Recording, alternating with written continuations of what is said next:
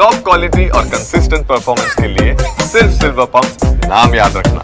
National Herald ಪತ್ರಿಕೆ ಅದು ಈ ದೇಶಕ್ಕೆ ಸ್ವಾತಂತ್ರ್ಯ ತಂದುಕೊಟ್ಟಂಥ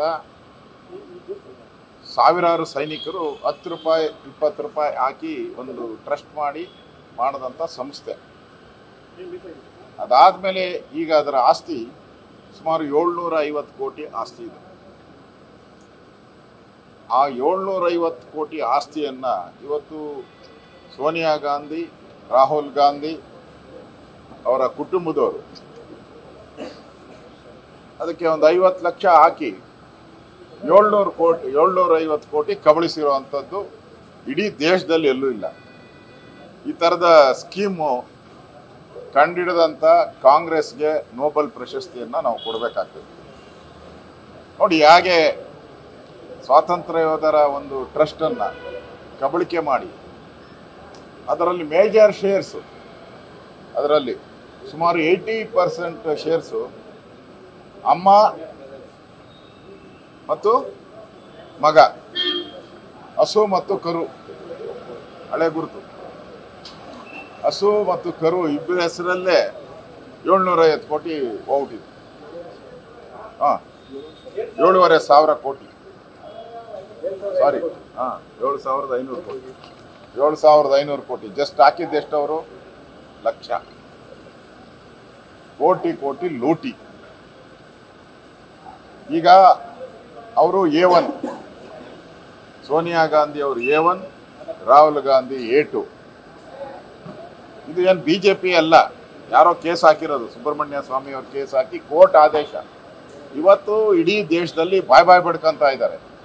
ಕಾಂಗ್ರೆಸ್ ಅವರೆಲ್ಲ ಸೂತಕದ ಮನೆ ರೀತಿ ಬಾಯ್ ಬಡ್ಕೊಂತ ಇದ್ದಾರೆ. ಇದು ಕೋರ್ಟ್ ಆದೇಶ ಇದೆ. ಇದರಲ್ಲಿ ಗೌರ್ಮೆಂಟಿನ ಯಾವುದೇ ಹಸ್ತಕ್ಷೇಪ ಇಲ್ಲ. ಇದೇನು ಇವತ್ತು ನಡೀತಾ ಇಲ್ಲ ಕೇಸು, ಕಳೆದ 4-5 ವರ್ಷದಿಂದ ಈ ಕೇಸ್ ನಡೀತಾ ಇದೆ. ಅದರಲ್ಲಿ ಕೋರ್ಟು ದಾಖಲೆಗಳು ಎಲ್ಲ ನೋಡಿದ ಮೇಲೆ, ಪ್ರೂವ್ ಆದಮೇಲೆ ಅವ್ರ ತನಿಖೆಗೆ ಎಸ್ ಅಂದಿರೋದು, ಕೋರ್ಟ್ ಆದೇಶ ಮಾಡಿರೋದು. ಅದರ ಮೇಲೆ ನಡೀತಾ ಇರುವಂಥ ತನಿಖೆ. ಇವತ್ತು ಈ ಭ್ರಷ್ಟಾಚಾರ ಪ್ರಕರಣದಲ್ಲಿ ಭಾಗಿಯಾಗಿರ್ತಕ್ಕಂಥ ಕಾಂಗ್ರೆಸ್ಸು ಯಾವ ನೈತಿಕತೆ ಇಟ್ಕೊಂಡು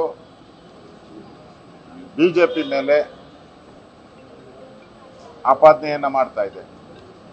ಮೊನ್ನೆ ವಕ್ಫ್ ಬೋರ್ಡ್ ಬಿಲ್ ಬಂದಾಗ ಅವರು ಹೇಳ್ತಾ ಇದ್ರು ಏನು ಒನ್ ಸೈಡ್ ಅಂತ. ಇದು ಲೂಟಿ, ಇದು ಒನ್ ಸೈಡ್ ಲೂಟಿ, ಇದು ಕಾಂಗ್ರೆಸ್ ಲೂಟಿ. ಅದರಿಂದ ಇವರಿಬ್ಬರು ತಪ್ಪಿತಸ್ಥರಿದ್ದಾರೆ. ಇವರಿಗೆ ಇಷ್ಟು ಆಸ್ತಿ ಸರ್ಕಾರಕ್ಕೆ ಬರಬೇಕು. ಯಾವ ಸ್ವಾತಂತ್ರ್ಯ ಹೋರಾಟಗಾರರು ಕಟ್ಟಿದ ಸಂಸ್ಥೆ ಈ ದೇಶಕ್ಕೋಸ್ಕರ ಕಟ್ಟಿರೋದು, ಇದು ದೇಶದ ಸ್ವತ್ತು. ಇದು ವಾಪಸ್ಸು ಕಾನೂನು ಪ್ರಕಾರ ನಮ್ಮ ದೇಶದ ಸ್ವತ್ತಾಗಬೇಕು. ಈ ಅಪರಾಧ ಮಾಡಿರ್ತಕ್ಕಂಥ ಇವರಿಬ್ಬರಿಗೂ ಸರಿಯಾದಂಥ ಶಿಕ್ಷೆ ಆಗಬೇಕು ಅನ್ನೋ ಆಗ್ರಹವನ್ನು ನಾನು ಮಾಡ್ತಾ ಇದ್ದೀನಿ. ಸೋನಿಯಾ ಗಾಂಧಿ ಅವರ ಮೇಲೆ ಮತ್ತು ರಾಹುಲ್ ಗಾಂಧಿ ಅವರ ಮೇಲೆ ಇಡಿ ಅವರು ಚಾರ್ಜ್ ಶೀಟ್ ಮಾಡಿದ್ದಾರೆ. ಈ ವಿಚಾರದಲ್ಲಿ ಈಗ ಇಡಿ ಇರ್ಬೋದು, CBI ಇರ್ಬೋದು, ಅಥವಾ ಲೋಕಾಯುಕ್ತ ಇರ್ಬೋದು, ಇವೆಲ್ಲ ಸ್ವಾಯತ್ತತಾ ಸಂಸ್ಥೆಗಳು. ಸುಮ್ಮನೆ ಯಾರ ಮೇಲೆನ ಕೇಸ್ ಹಾಕೋಕ್ಕಾಗಲ್ಲ. ಈ ದೇಶದಲ್ಲಿ ಕಾನೂನು ಇದೆ. ಇಂದಿರಾ ಗಾಂಧಿ ಅವರು ಪ್ರಧಾನಮಂತ್ರಿ ಆಗಿದ್ದಾಗ ಅವರ ರಾಯ್ಬರೇಲಿ ಚುನಾವಣೆಯನ್ನೇ ರದ್ದು ಮಾಡಿದ್ರು. ಅವಾಗ ಇಂದಿರಾ ಗಾಂಧಿ ಪ್ರಧಾನಿಯಾಗಿದ್ರು ಬಿಡಲಿಲ್ಲ ಅವ್ರ ಮೇಲೆ. ಪ್ರಧಾನಿಯಾಗಿದ್ರು ಅಲ್ಲಿನ ಹೈಕೋರ್ಟ್ ಆದೇಶ ಮಾಡಿ ಅವರ ಸದಸ್ಯತ್ವನ್ನೇ ರದ್ದು ಮಾಡಿದ್ರು. ಅದು ಕೋರ್ಟಿನ, ಈ ದೇಶದ ಸಂವಿಧಾನದಲ್ಲಿ ಕೋರ್ಟ್ಗಿರುವಂಥ ಬೆಲೆ. ಇವತ್ತು ಈ ತನಿಖೆ ಯಾವ್ದು ನಡೀತಾ ಇದೆ? ಸುಬ್ರಹ್ಮಣ್ಯ ಸ್ವಾಮಿ ಏನು ಇಡಿಗೆ ಹೋಗಿದ್ರ? ಸುಬ್ರಹ್ಮಣ್ಯ ಸ್ವಾಮಿ ಕೋರ್ಟ್ಗೆ ಹೋಗಿದ್ರು. ಕೋರ್ಟಲ್ಲಿ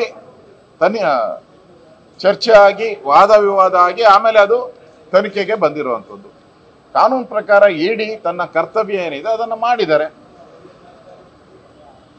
ಕೋರ್ಟು, ನ್ಯಾಯಾಲಯ ತೀರ್ಮಾನ ಮಾಡಬೇಕು. ಕಾಂಗ್ರೆಸ್ ಅವರಲ್ಲ, ಈ ಕಾಂಗ್ರೆಸ್ ಪುಡಾರಿಗಳಲ್ಲ, ಸ್ಟ್ರೈಕ್ ಮಾಡ್ತಾ ಇದ್ದಾರಲ್ಲ ಇವರೆಲ್ಲ ಕ್ಲೀನ್ ಚಿಟ್ ಕೊಡೋಕ್ಕೆ ಇವ್ರಿಗೇನು ಅಧಿಕಾರ ಇದೆ? ಇವರು ತೀರ್ಮಾನ ಮಾಡಬೇಕಾಗಿರೋದು ದೇಶದ ಕಾನೂನು. ಅದಕ್ಕೆ ತಲೆಬಾಗಬೇಕು. A1 ಅಪರಾಧಿ, A2 ಅಪರಾಧಿ ಈಗಾಗಲೇ ಬೇಲ್ ಮೇಲಿದ್ದಾರೆ. ಕಾಂಗ್ರೆಸ್ ಪಾರ್ಟಿಯ ಸರ್ವೋಚ್ಚ ನಾಯಕರು ಇವರೆಲ್ಲರೂ ಬೇಲಲ್ಲಿದ್ದಾರೆ. ಅದನ್ನು ಜ್ಞಾಪಕ ಇಟ್ಕೊಂಡು ಬಿಜೆಪಿ ಮೇಲೆ ಆಪಾದನೆ ಮಾಡಬೇಕಾದ್ರೆ ಯೋಚನೆ ಮಾಡಿ ಮಾತಾಡಬೇಕು ಅನ್ನೋ ಎಚ್ಚರಿಕೆಯನ್ನು ಕೊಡ್ತಾ ಇದ್ದೀನಿ.